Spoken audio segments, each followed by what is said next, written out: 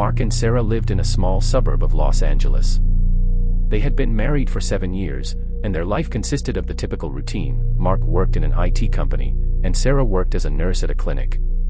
Their everyday lives were filled with tasks and responsibilities, and their evenings often passed in silence, each immersed in their phone screens in separate rooms. One evening, after work, Mark received an invitation from a colleague to a company party at a trendy bar in the city center. He hadn't planned to go, but then he remembered that he hadn't seen his colleagues in a while and thought it might be a good chance to relax. At the bar, he met Laura, a young, attractive woman who worked in the company's marketing department.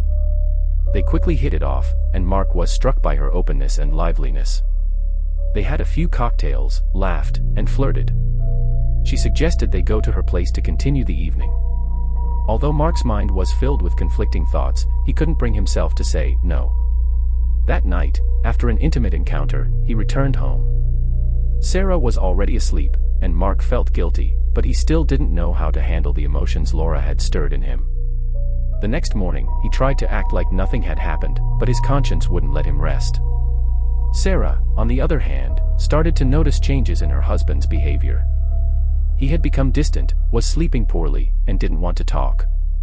One night, when he forgot to take his phone out of his bag, she accidentally came across a message from Laura, who had been with him at the party.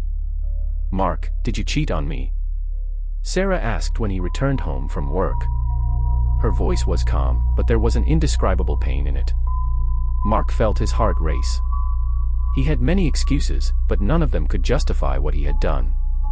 "I don't know how it happened, but yes, I made a mistake," Mark replied, lowering his eyes. He realized that he had lost more than just trust, he had lost something far more valuable.